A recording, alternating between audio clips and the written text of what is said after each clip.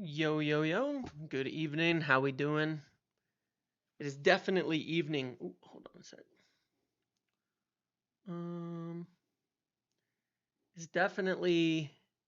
I forgot to fix a setting. Hold on. But yeah, it is definitely evening.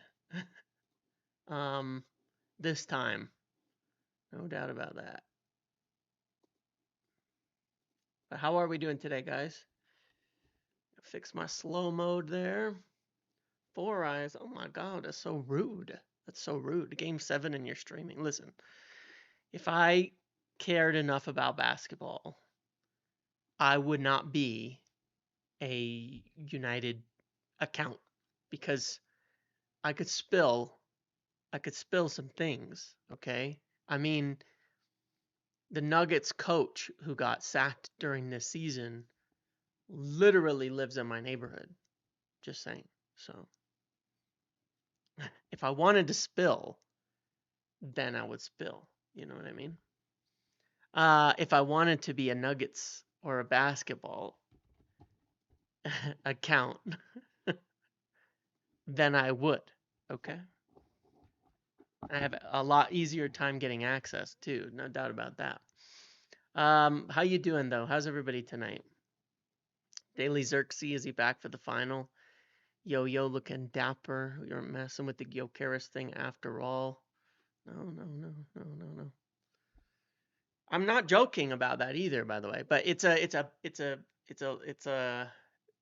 no, it's so in my neighborhood, in the far back, there's custom homes that people build for like, I don't know, 10, 20, 30 million back there. And yeah, Michael Malone lives there, okay? Um and it's like at the far end. I moved to this area 10 years ago. Wasn't even expensive. But at the back end, there's really, really, really, really wealthy people. But we have the same neighborhood like place, where you go. But yeah, anyway, just yapping now, revealing too much about myself. How you guys doing this Sunday evening though? How are we? How we doing? Good? Bad? Indifferent? Um, Upset? How are we feeling? Gyökeres would change my life.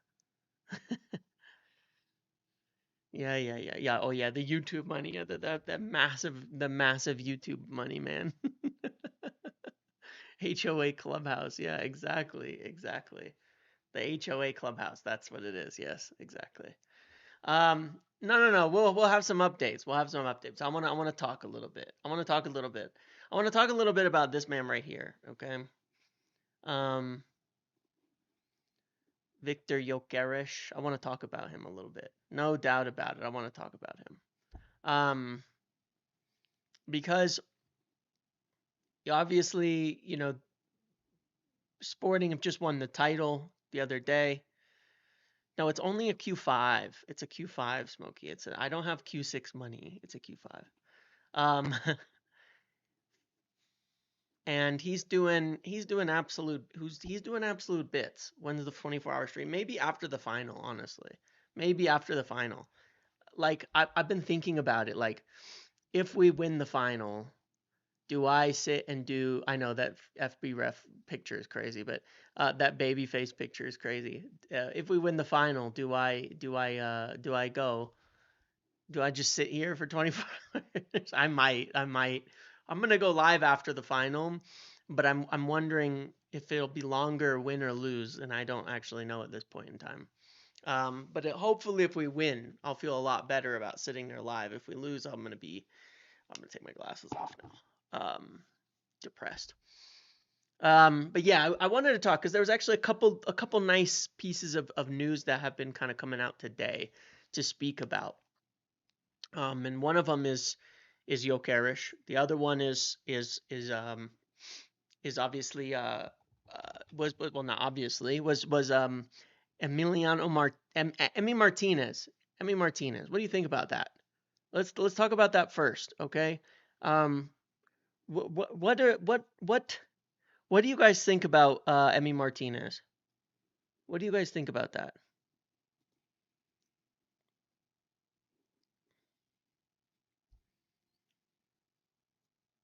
You know, what do you guys think about him in general? What do you think about him? Because you know we've talked a lot about keepers recently, right? And we talked a lot about United looking at keepers. Um, 2 weeks ago, what was it? Um, no, 2 years ago, excuse me, 2 years ago, we were considering him. We nearly signed him versus Onana, right? And he was on the bus. Oh man, it wasn't Lissandro on the bus. Wasn't Lissandro on the bus. Um, you know, two years ago we nearly signed him, and then um, we didn't, and we ended up with Onana. I will tell you what I do like about him. What I say is his good traits. Okay, I'll tell you what his good traits, in my opinion, are. Okay, well let's look. Pull this up here again. Um, the one thing he does pretty well to me that is similar to the other keepers that we've been looking at is coming off his line, getting crosses, being brave about those things, picking up the crosses, good in the air, catching those things, right? And I think that he's good in that respect, and he's good enough as a shot stopper as well. I think he's better commanding the box on crosses. I think he's got a strength compared to Onana. Okay, and that's to me a positive. When we were looking last week at all of the players that we were being linked with, or the good keepers we were talking about, we talked about Vanya, we talked about John Garcia, Lamens, Trafford, right? Every one of them, good shot stoppers, good like cross claiming type of keepers. They come off of their line to claim those kind of crosses. And I think Emi Martinez would fit into that as well. So to me, he makes sense. To me, he makes sense because he's there. He's a winner. He's experienced. I do think that when you talk about the keeper, like all you want to do is have somebody who, you know, I don't know, man. I don't know. I don't know. You want to give Aston Villa money to buy Joan Garcia so we can buy their, but there is a big difference to that, Hamza. Like there is a big difference to that between Joan Garcia and Emi Martinez. You know, and I think that one, and we'll talk about this when we talk about Delap and Gyökeres here in a minute as well, right? Because one of the things that has awoken in me a little bit is um, I'm very I've become much more nervous. Any Masta News boss, and in a sec, Tubbs, I'll get to that. If there's anything, but I'll answer you in a second. Um, like I've become much more concerned about the lack of experience in certain key positions. And the two positions that I think are the most dangerous for the club and that we've seen hurt us the most this season are a striker and a goalkeeper. Now, let's forget the name Martinez for a second here, right? Forget the name Martinez here for a second. Um, is an experienced goalkeeper probably better than getting a young guy? I think probably yes. I think two positions that have cost us the most, two positions where I want experience, two positions where I'd want somebody are in both ends, right? Pause.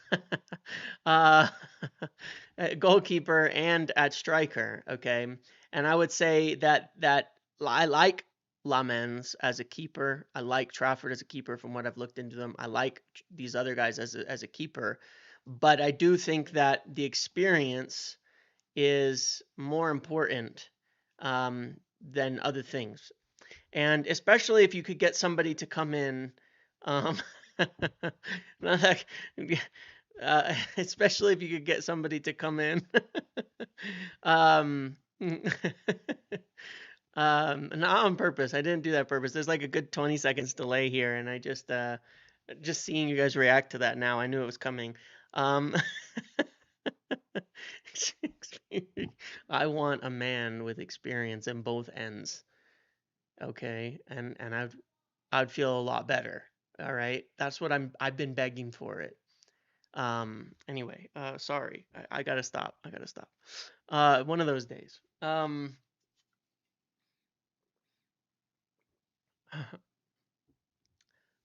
So yeah. So any Oh my God. Sorry, distracted. But yeah, I do want someone with experience as a goalkeeper. I think it matters. Um, I do. I think it matters.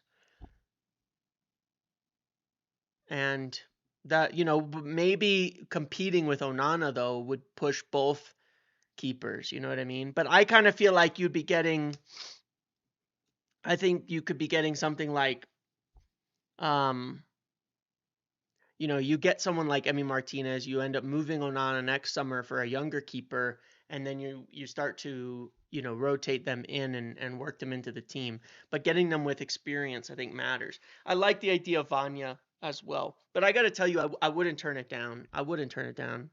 I definitely would not turn Emi Martinez down. Fuck, man, I wouldn't turn Kevin De Bruyne down right now. It's just that's how I feel.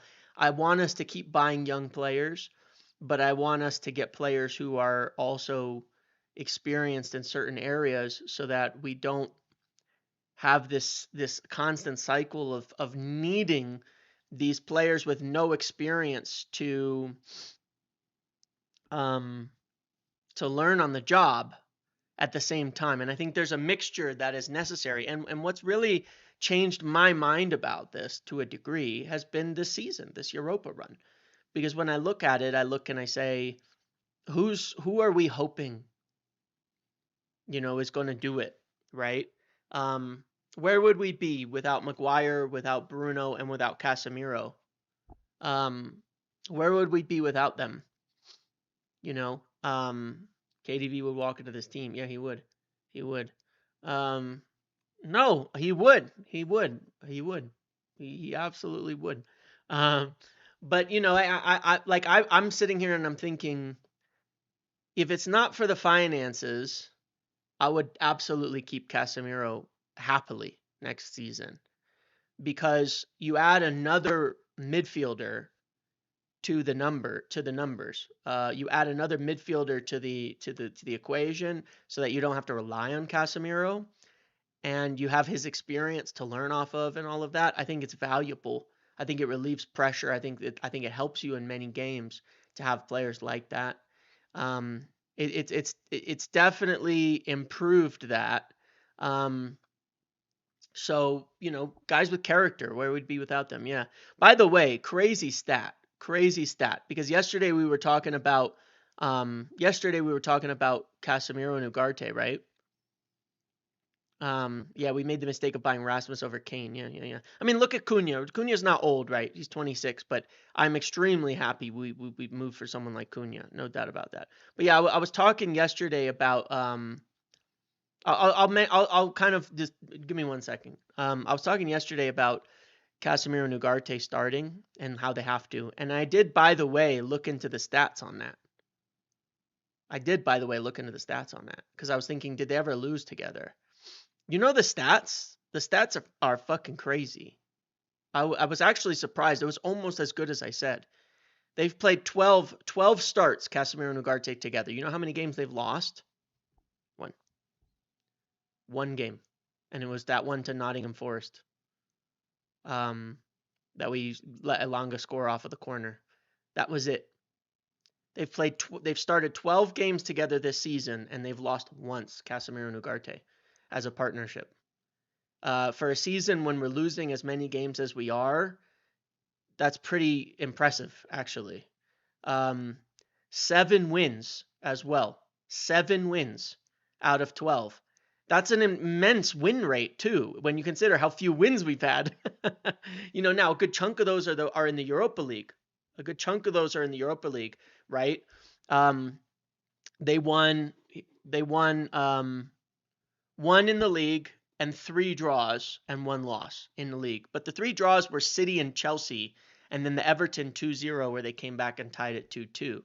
Um, in Europa League, it's 4 wins, 1 draws, and in the FA Cup, it was 2 wins, or there was a League Cup and an FA Cup, it was 2 wins, 0 losses. So 1 loss in 5 games in the Premier League, 0 in Europa, 0 in cups. So yeah, even in the Premier League, that helped. We've been better. I mean, City was one of our better performances of the season. Our draw against City, like we shut them down to basically nothing. With the 2 of them in there as well.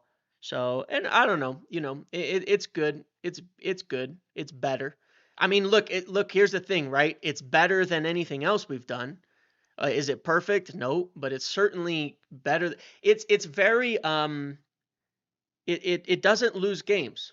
That's the truth of it, right? Like that's kind of the point. It doesn't lose games when they play together. It sets us on a better, like the floor is a lot higher when they start together versus any other combination we've used. And that's okay. That is okay.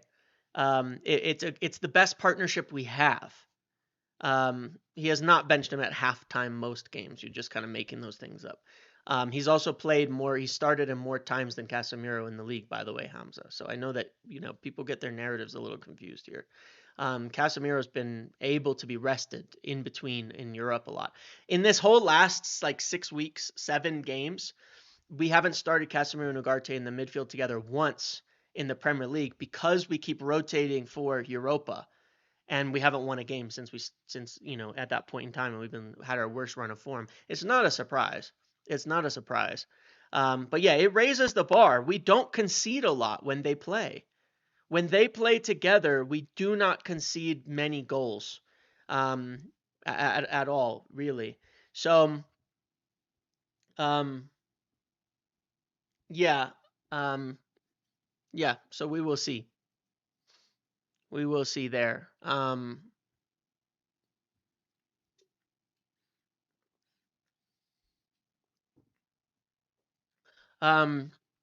But yeah, I'm positive they need to start together for the final because it's still the best pairing by far of what we have to not lose goals, to not lose games. So yeah, and then we talk about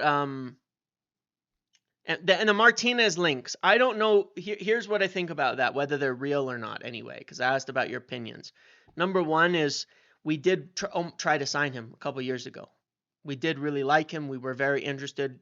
We did try to sign him. We were very close. We only turned to Onana basically because Ten Hag preferred Onana. Same for Diogo Costa for what it's worth, but we were close to signing him. So we've definitely been interested.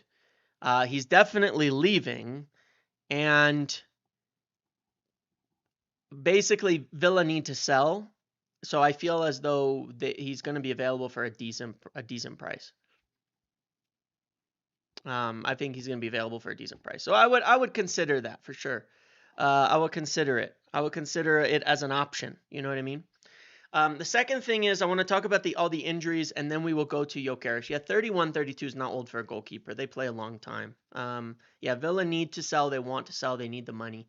We'll talk about injuries in a second, and then we can talk about Gyökeres and that from some news from Fabrizio, and as well, I can tell you what I have to say about it too, because I do have some things to say about it as well.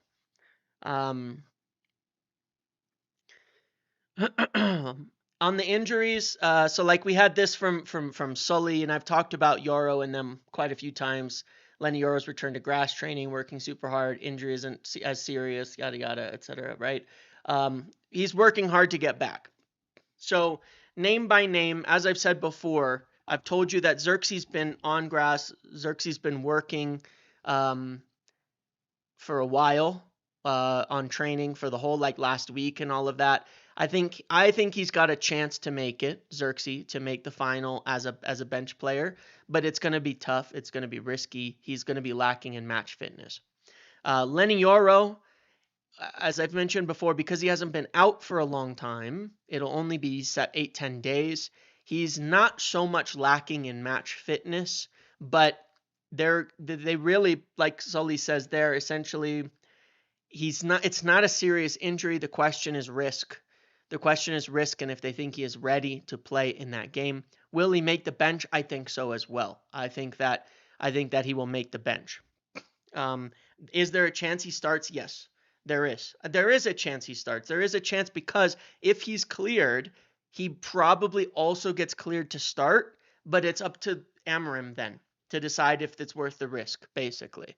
If he gets cleared, then he probably can start because he will be cleared for like he'll have 60 minutes in him in terms of fitness. He's not been out that long. So I think there is a chance Yoro starts. Okay, I think there is a chance Yoro starts. But I'm not like I'm. It's really going to be up to Ruben Amorim at this stage and in picking him. I think Dallo will make it, but not start. I think Dallo makes it, but won't start. Um, and then I don't think Delict will make it, but I don't know. I don't know. I don't know anything about it. Obviously, everybody wants to. It's a type of game where you take your injections, you take your medicine, you get there. But you know, it's hard. It's not always that simple sometimes because it's not just about pain management. It's about can you move? Can you even play? Can you even run at full speed? Do you hurt yourself? Do you hurt the team? Do you play worse? Are you able to move, to turn, to do all of these kinds of things? And so that is part of it because if you can't, then it's not just like fitness or injury concern or pain. It's about you actually can't play well enough. When Maguire missed it, the Europa final 4 years ago, 5 years, 4 or 5 years ago, whenever it was, um, he was close, but it wasn't about like he could manage the pain, but he couldn't move well enough. And sometimes that's all that there is to it. Like there's pain management and there's the ability to actually move well enough, and that is the question. So I would think that I personally think that when looking at the team we built the other day, that like the question is Yoro or Mazraoui or Lindelof in the back three. But I think Shaw, Maguire, and Dorgu are probably pretty nailed on because they're fully fit for sure. You know, they're probably fully fit for sure. So I would say in terms of the other back line, the question is, do you play Ahmad at right wing back? And then the question is Yoro, Mazraoui, Lindelof, and it's just about risk. Obviously, you could technically pick Aiden Heaven too. Aiden Heaven can play. He could even start. But are you going to start him in a game like this? I don't think so. I don't think you will. I don't think you start Aiden Heaven in a game like this. He just doesn't have the experience. You already have a left footer in Shaw, but then you also have to bear in mind that aspect of it. Ruben Amorim has been picking Lenny Yoro for the left center back position. Okay, um, Shaw is for sure a left-sided player, and then um, Shaw was subbed off to protect him ahead of the final. So I'm not sure would he start Lenny on the right when he's been using him on the left the whole time. I personally suspect we'll get Lenny on at 60 minutes for Luke Shaw. That's my suspicion. That's what I would suspect. Yeah, that's what I think. Because I don't think he's going to randomly play Luke Shaw at left wing back when he hasn't been playing him there. And I think that Shaw is for sure starting in this game. I would like Shaw on the left, but I think that's pretty sure. So my suspicion is Yoro, Xerxes, Dallo all make the bench, but none of them start. That's where I'm leaning as of today. And then I think that we can make that kind of change. Yes, true DB, except he did sub Shaw off and said he was subbing him off to protect for the final. He mentioned him as one of the players he was subbing off to protect for the final. He did not sub Rasmus off, so I think there's a big question mark there. So yeah, the fitness is there. Look, we have. God, I cannot. Oh my God. We have like 3 days, but really, you have to think about this for a second. They're going to be traveling on Tuesday, preparing Wednesday. That means tomorrow. Okay. Tomorrow, the fitness questions have to be answered. All right. They have to be on grass, training, ready to go tomorrow. All right. They have to be ready to go tomorrow. Tomorrow is the day when they've got to prove their fitness for the final. That's in essence how I see it. Because if the first time they can run fully is on Wednesday morning, I doubt that they're going to be in the team. He's going to. If you think about how we've done it before, just in knowing Ruben Amorim, he's probably picking the team tomorrow. Whether he says it or not, he's picking the team tomorrow. They're working on it. They're training. Tuesday is tactical, setup and travel, discussion, things like that. And then Wednesday's the game. So the team is probably being picked tomorrow. So I would say that's why I think it's more likely these guys go on the bench, because it just seems unlikely, that they're going to be able to be ready for that kind of, to say, hey, yeah, this guy could start, that soon, that quick. So maybe we'll find out tomorrow. Maybe we'll get some updates from guys like Sully and others who tend to be good on this injury stuff tomorrow to know where things are at. I'll try to find out what I can and see, are they ready, and get some finality to that. Now, when it comes to Viktor Gyökeres, obviously it's an interesting one, because I've probably changed my mind like 3 or 4 times on this, on different things. I've gone back and forth on it over the course of the season. Because earlier in the season I said, I've got some concerns with Gyökeres, right? When I follow his career path, to me, it's a concern when you go back and look at how long he took to kind of get going. It's unusual. That being said, he did start really cooking in the championship, which I rate as a league, come, when he was 23, 24 years old. 17 goals, 21 goals, all of that. Goes to Sporting, and it's been a steady climb upwards. Now, like when you look at the numbers of the recent players with 50 plus goals in a season, I look at that and I go,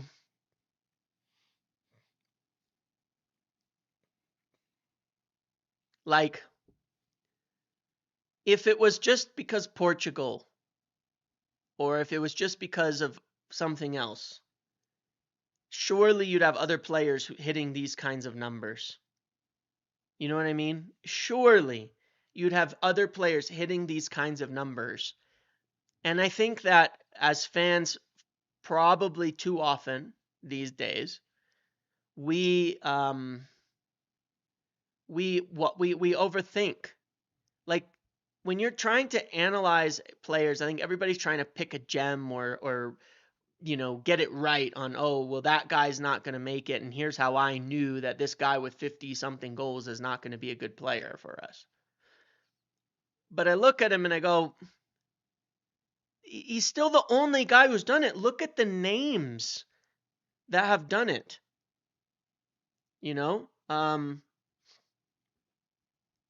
Look at the names who have done it. Erling Haaland, Lewandowski, Messi, Ronaldo, Suarez, Ibrahimovic, Ronaldo, Messi. We're not talking about, like, there's no scrubs on this list. We're talking about it takes insane players to do this. And sometimes you just have to look at it and say, 50 fucking goals is 50 fucking goals. You know what I mean? Sometimes you have to do that.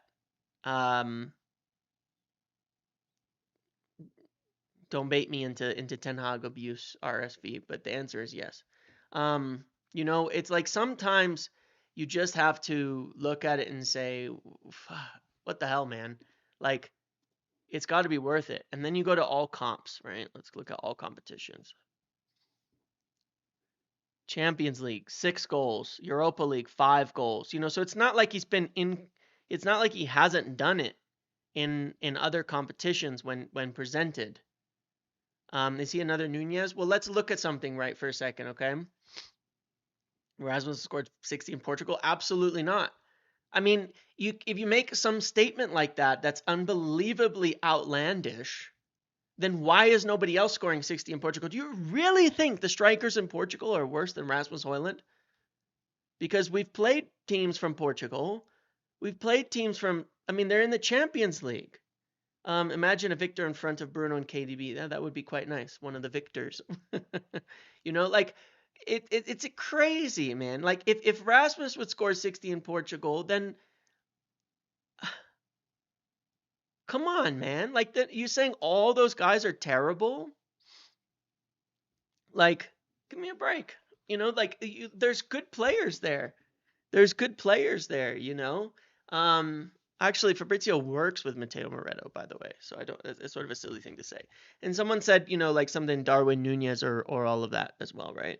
The funny thing about Darwin Nunez, right, is if he wasn't at Liverpool and he wasn't 80 million, he still had better seasons than Delap's had in the Premier League. He's had better seasons than Delap's had in the Premier League. So like it's kind of funny looking at it like from a flop perspective. Like sure, this guy's crap who's had a 19 goal and assist season, but Delap is the savior. I don't know, man. It's just funny to me. But look, when you look at the difference here, right? Darwin Nunez had one good season, one top season. Okay, he had one season with 6 goals and one with 26. He had one good season, and it wasn't nearly as good as Gyökeres' season, and he still came in. Darwin Nunez is a decent Premier League player. He was just far too expensive. If he was 40 million, you'd be looking at this and saying this is a good return for him. Now, Arne Slot doesn't like him. Even still, it's only 1,000 minutes for those 7 goals and assists. But fair enough. You know what I mean? Like he only did it for one season. You could see he was very sloppy. And that one season was a result of an impossible level of finishing that he hasn't been able to sustain. I don't think Gyökeres is finishing. Hold on, let's see if I can find it actually. Here, if you look at that season, look at it compared to his XG, right? He was at 7.6 over. It was an insane outlier of a finishing season. If we go back to Gyökeres, let's see. What does his numbers look like? Let's see if it's an outlier. See, it's not an outlier. You see what I mean? He's finishing over his XG, but he's consistently been improving on that every season. And he's actually finished above his XG most seasons, right? So he's been a consistently good finisher. Is he finishing maybe slightly above what you'd expect? Perhaps. But he's still, it's not an outlier for him.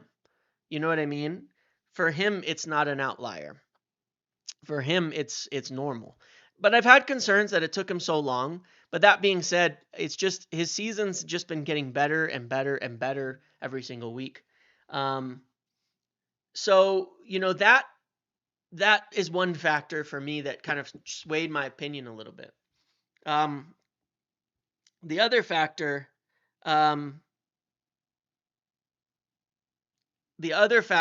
is that I would say is that one is obviously one, yeah, Gyökeres goes right into an Emram system, right? We know that in terms of transitioning. 2, he's played in England. 3, we've seen Bruno. Bruno was pretty similar, like mentioned. People have mentioned this before, but Bruno took a little bit of a similar arc. He kind of underperformed over in Italy for a bit and then blew up at 23 at Portugal. So a couple years before Gyökeres, to be fair, maybe a year before Gyökeres, to be fair. But yeah, I would anyway. A couple of factors. Number one is that I liked it. I like the idea of it. Um, I like the idea of it because he's continued to do better and better as he's gone on in the season. Um, I continue to be severely underwhelmed by Liam Delap. That's all. I just am. Every time I watch him, I watch Ipswich or I look, I go, what am I watching here? He's got 1, 2, 3, 4, 5, 6, 7, 8, 9, 10, 11, 12. So he's 2 goals in his last 12 games for Liam Delap. I'm not super impressed with that, personally. I've just, you know, I don't know. 1, 2, 3, 4, 5, 6, 7, 8, 9, 10, 11, 12, 13, 14, 15, 16, 17, 18. 4 and 18, and the last two before that were penalties. I don't know, man. I don't know. I just look at it and I start to go,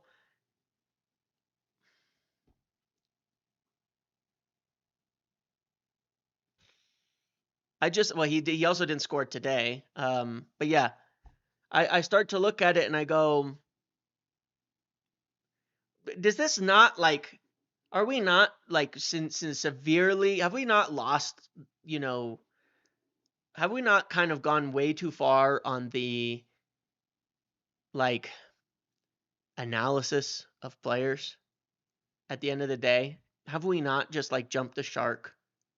Have we not gone too far? Because, you look at it and you think sometimes people just produce and sometimes they just don't. And you can break it down all you want, but at the end of the day, you're talking about 53 goals versus 12. And I look at that and I'm just like, really, man? Really? Really? Is that really what it is? I mean, yeah, we'll talk about some info on Gyökeres, okay? But like, all right, I'm gonna give you another American analogy that I brought up in Discord earlier. I'll talk about Peyton Manning for any of you who know who Peyton Manning is in the NFL. He's a quarterback, probably one of the best quarterbacks of all time. All right, he's won 2 Super Bowls. He's one of the best quarterbacks of all time. Okay, and people used to yap about his throwing technique because Peyton Manning throws the ball really wobbly. Okay, like we watch quarterbacks throw the ball, tight spirals, clean fundamentals, great technique. He throws the ball really, really wobbly. He has his entire career. And he's commented on that because people would criticize him for ages about it. Ducks, right? Yeah, they're called ducks. And he had that quote where he says, yes, he throws ducks. And he says, and I've thrown a lot of touchdowns that were ducks. I'm proud of it. And there's a point where I start to look at that and I go, it's the same shit to me. Technique, technique, technique. But they produce. At some point, you just have to produce. You just have to, weak arm, throws ducks, right? At some point, somebody just produces. You just make things happen. You know what I mean? Um, that's how I feel. That's how I feel. Um, that's how I feel about it. It's kind of like when people talk about like a player who has a bad shot technique, but they score shitloads of goals. For example, I'm trying to think if there's a player that would be a good example of this, of someone who looks like they have bad fundamentals, but they score a lot of goals, or like they have like kind of a weird running style or awkward, you know. There's looking, yeah, yeah, yeah. There's guys like that. For sure, who have like weird fundamentals, weird style of running, weird style of like dribbling, but it's super effective. Like it works, you know. It happens all the time, you know, and that's the type of thing that I see. Um, Chicharito, yeah, there you go. There's an example. Lukaku. I mean, there's a number of players that I would say have that. Like they don't all have this fundamentally clean aesthetic style. You know what I mean? And Van Persie falling when shooting, sure. Salah dribbles with his shins. Suarez, Rooney, Rooney. I don't know about Rooney, but because Rooney was like had anyway. But yeah, look, there's things like that. I mean, the way that Raheem Sterling ran when he was younger, you know. Um, when he was successful, he ran weird when he was successful. He ran weird his whole career. You know what I mean? But it's that kind of thing. There's a point where I start to think you really do go over the top with the analysis of players in trying to draw the lines in what causes and success and what causes failure. And I think you can take it too far because when you're talking about people and human beings, they're just much more complicated than that because so much of it is mental, right? So much of it is what was the thing? Delict has a big head, Isco had a big head, you know, something we heard about that from scouts, right? Their head was too large or Delict's dad was fat or, you know, something like that. We've heard these things before. Um, you know, but I look at that and I think it's the type of thing that can be kind of dangerous when you talk about analyzing footballers, professionals, and all of that, because at the end of the day, they're human beings. And I personally think I have my strongest thought. My personal thing is this, okay? Um, I think the mental aspect is in many instances bigger than the physical aspect, right? I think that it's very often the mental side of things that separates players um, more than anything else. That there's talented. Look, we've seen more talented players fail many times, right? Why? Because mentally they don't have it the same as somebody else might. Okay. Yeah, I'll get to that. I think that mentality is more important in separating players than anything else. But how do you measure that? How can you tell? How can you because they make things happen, right? Bruno Fernandes does not have the best technique in the world. Bruno Fernandes is not the most physical player in the world. Bruno Fernandes doesn't have a lot of things, but somehow, despite everything that happens at United, he's been the most productive player for United and probably in the Premier League, right, overall for 5+ years. How? He just has it. It's just whatever it is that means he's going to produce, right? He's going to produce. Um, he makes it happen. I think Bruno's a great example of that, actually, because he is not the most, you know, when you talk about all the little things that would be analyzed, you wouldn't pick it Bruno out of a lineup to say he's like the most anything, but somehow he makes it happen. Um, let me find that you guys are talking about so I can pull it up here while we're yapping. Uh,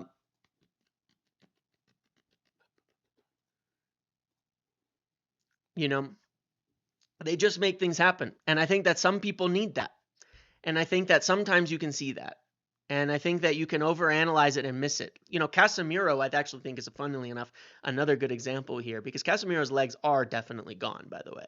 Casemiro is, even at Madrid, I will tell you, you know, when you compare him technically to guys like Kroos, to guys like Modric, he's not the same, but he's a winner. And he's always made things happen throughout his career. And there's something to be said for that. This says Real Madrid is very close to reaching a verbal agreement with him. Talks are expected to intensify. We'll talk about this in a minute because it's going to be relevant. It might be relevant, okay? It might be relevant for us here. So on that basis, I start to think more and more that it matters because I'm watching weak players fail every week at United. I'm watching weak players fail when they struggle. I'm watching that. I'm seeing that over and over, that they struggle with the pressure, they struggle with the physicality, they struggle to compete. They drop their heads, they lose, they do things, all of that. Brighton don't select players based off stats. Brighton don't win anything. You know, I get you. I hear you on that. However, how many players do Brighton buy in order to find those gems? How many? That's the question. How many do they buy and send on loan to find those gems?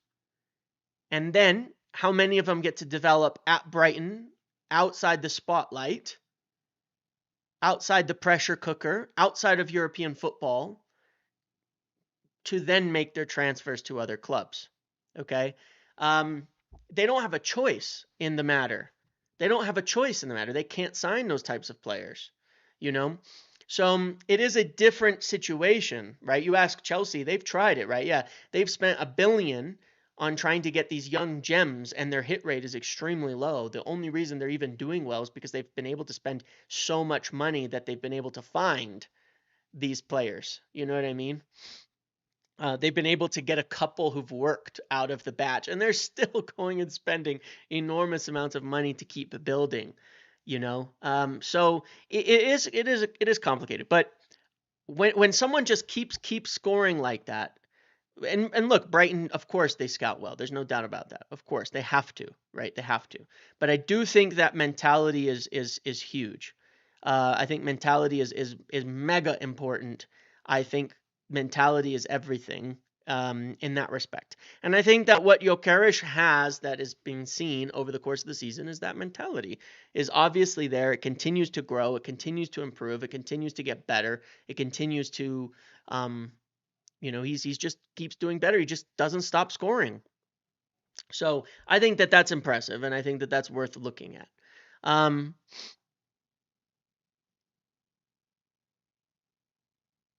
The other factor that I wanted to say here, just in this, let me just pull this news up here though. The more info-y aspect of this is we have this from Fabrizio today, and he's been keeping us in the loop. He's been keeping us in the loop on Gyökeres, right? And saying that we're strongly interested, right? Now, here's what I can gather, because if you've been watching the videos the last week or so, if you've been watching, the videos the last week, I spoke to you about Amorim's anger, okay, his frustration that he expressed, that was there after Sunday, and that kind of changed the direction, changed his views a little bit. And I told you that he's mentioned his views to the board, and he's gone up and he's told them, and I spoke about how he he had serious problems with the fact that they just don't have options in certain areas and things like that, right? And essentially where he was making his comments publicly about maybe he's not the right guy if things don't change next season. And putting a lot of, and as I said, rather than saying, oh, he's quitting, he's got a quitter mentality, all of that, what I said was his point, because he brought it up to the board, he brought it up to the people in charge, was to put pressure on them that this isn't the squad, okay, that he can work with. This isn't the squad that he's going to turn the club around with. And if they want him to rely on these people to win, then we're not going to go anywhere, and that maybe he's not the right guy, right? And that puts the pressure on them to get him what he needs. And I've been kind of hunting it down and looking into it and such, because I've been hearing in the last like 24 hours a bit more following this Gyökeres, and hearing that he's someone that there may be more looking at than they were even before, to say, can we compete for him? Can we get him? Can we make it happen? Does he need to have Champions League for us to buy him? I don't know. I don't know on that front. What I do know is that for United, the restriction is only financial. Okay. And the problem that we have at this point in time is that we're going to get Cunha, which we're not going to compromise on. I've told you in the past, like they really liked Osimhen. They wanted to go for a top striker. They certainly did, but Osimhen is very expensive, and the wages were too high, and essentially that's how we ruled it out because you're talking about a 350,000 a week to 400,000 a week wages on top of the fee. It's significant. Gyökeres should be around 150 to 200 in wages. It's not crazy. It's not over the top. It's still about 10 million less a year than Osimhen. Can we do it without Champions League? Probably not. But the thing is that both Gyökeres and both DLAP want to decide their future shortly, like quickly, right? Like end of the season. They're both leaving. They're not sitting and waiting for, offers and things like that. They're not going to wait till later in summer where they're planning to stay. They want their futures decided quickly. So the point being, can United afford, can they do it? What could they do? We've already had to rule out like Osimhen on price and all of that kind of stuff. And so the question becomes, one, is Arsenal going to get him? We still want Delap.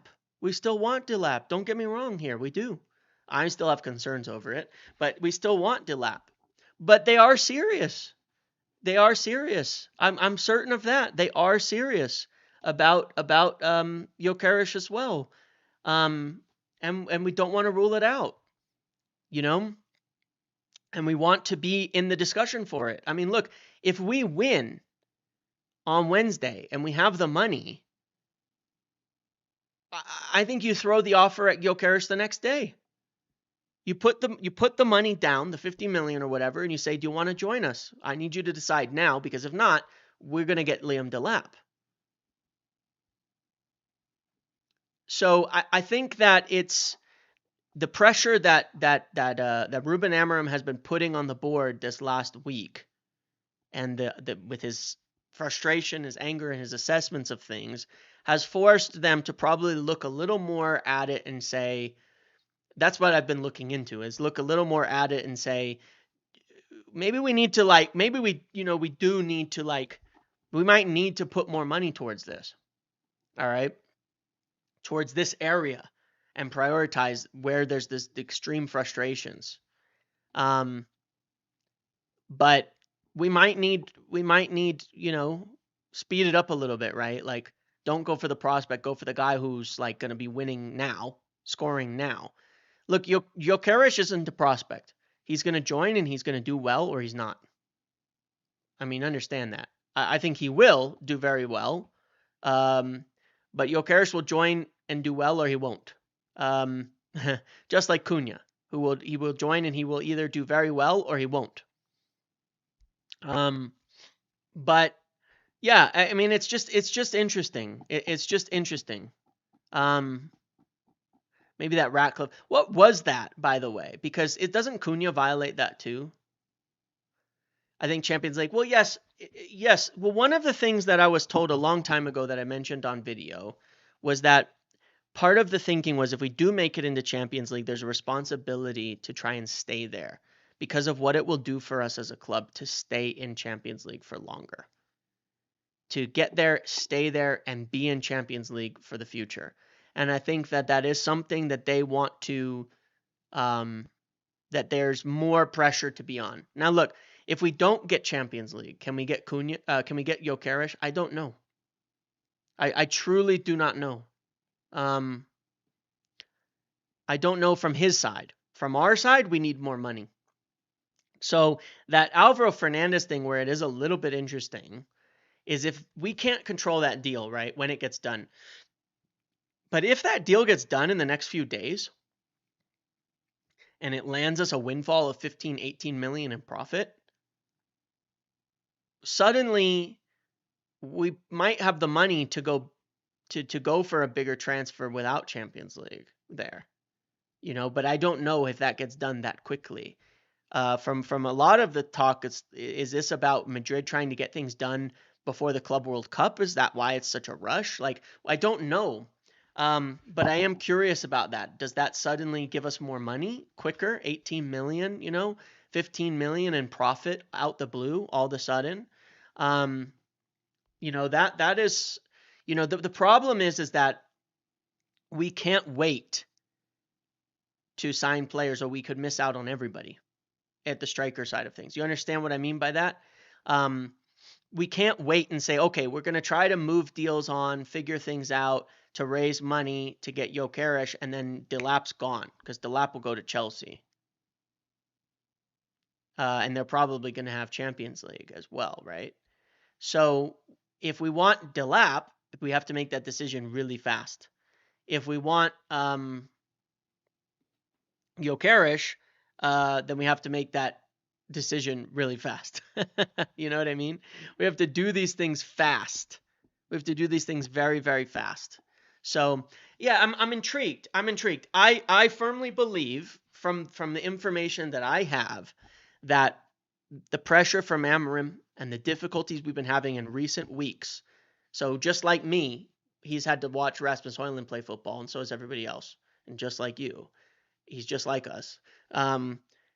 There's been more pressure put on than in the last few weeks due to how bad things have been and how poor the performances have been. There's been more pressure put on, and I believe that it is forcing United to look a little more at breaking the bank, at stretching a bit more in a position where they already wanted to spend money, but now we're thinking maybe we really got to go for it and try to convince the better player than to go for the more cost effective player, if you get what I'm saying. So we'll see. We'll see on that. They are interested. They're damn interested. And the pressure, I think, has definitely increased the possibility of us looking at it. And I believe that we'll be talking about it soon with them. But to me, it puts a lot more pressure on Wednesday from my perspective. It makes the stakes on Wednesday higher. Osimhen possibility. Look, I would say still again, like if maybe this pressure brings Osimhen back into the frame, but Ornstein ruled it out, and he ruled it out correctly at that time, and so I'm not gonna jump on it without really, really strong evidence that they would go back in for Osimhen, even though I still think he'd be the best player for us to buy this summer. Period. But yeah, I think so I'm gonna say no, but yeah, I mean it's big. Doesn't CL football mean these bum players get the wage hike? Some. It's not the same for everybody. It's not every player. It's not the same amounts for everyone. But yeah.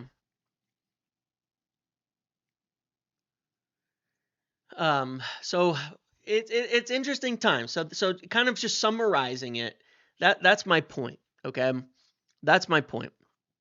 That if we get Champions League, not even just if, but in general, the point is that the production that we've been getting out of the forward line, the difficulties we've been having and how it's affecting us in the league, and why it might be the reason we don't win the Europa. So, like, look, right now, I think all of us can sit here and say, if we don't win against Tottenham, why? Thank you for the donation, DB, my friend. If we don't win Europa, why would we not win Europa? We all know the reason. You don't even have to think about it. It's not like we're going to sit there, score goals, and then be outplayed by Tottenham right now. It'll be because we can't score goals from the front. Look, when you take the games, you eliminate all other factors. You take the games, they have goal scorers, we don't. You know, that's the truth of it. They have players who will score goals and we don't. And if we lose, that's the reason why. End of the day, right? Even bozo moments, why did they cost us so much? We have one bad moment and we lose. Why? Because we can't score. We can't beat our bozo moments. Do you think Tottenham don't have bozo moments or won't have a bozo moment against us? They probably will, and we probably will. But if we lose, it'll be because we can't score enough to outdo our bozo moments, and they can. right? We can't score, and like it's not like we're perfect. Good night, Sagiv. It's not like we're perfect. We'll make errors, but we can't score goals to outdo our errors. Sometimes they can. That's why they've beat us. You look at the games we played against them. That's why they beat us. We made errors. They made errors. They have more goals than us. You know, but they outscore them sometimes. Exactly. We don't. We For us, it's like you either screw up a little bit or we don't. Right. And if we screw up a little bit, we're out because we can't get past it. We barely, like Lyon, we kind of did, right? We barely did. Um, because we had these bozo moments, conceded 4 goals, and somehow pulled our asses out of it.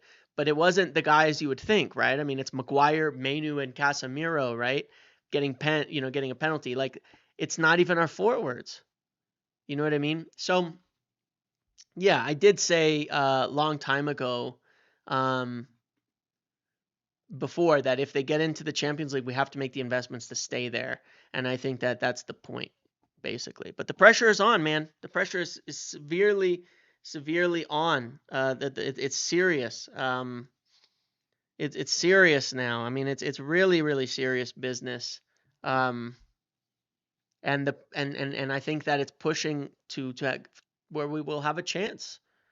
And maybe even without Champions League. I mean, I don't know, but maybe somehow without Champions League they'll find the money now for something like this and make it happen.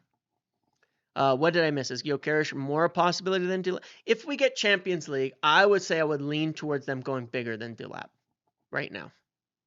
That's how I feel. If we get Champions League, and I'm not saying just as a feeling. It's just like I never get things in explicit terms. If we get Champions League, we will. It's not like that. It's not that basic of language, but it's like I believe that with Champions League, I would lean towards us going bigger than Delap. Doesn't mean we won't get Delap, by the way, because there's no guarantee we get Gyökeres or something either. I'm just saying that that's what I would lean towards, that we would try to go there. But maybe that means we get Mbumo and Delap. We don't get Gyökeres, but we get Delap and Mbumo as a possibility, because we can't get Gyökeres. I don't know. So, all right, guys, it's been an hour. I'm going to end it there. It's a Sunday. I appreciate you all being here. It's like almost 1,000 people, which blows my mind on a Sunday. What are you guys all doing with your lives? What are you doing here? You know? Um, anyway, I do appreciate you all. Thank you for hanging out with me today. Means a lot. Back tomorrow, podcast, United View, red carpet, all of that. Final day of training before they go to travel, and then we'll just deal with the stress. We're gonna hang on Monday. We're gonna hang out on Tuesday, and on Wednesday we'll probably be live for 2.5 hours before the game or something like that. Hopefully, to relax. Okay. Have a good evening, everybody. Good night. See you later. Goodbye. Thank you. A few more days.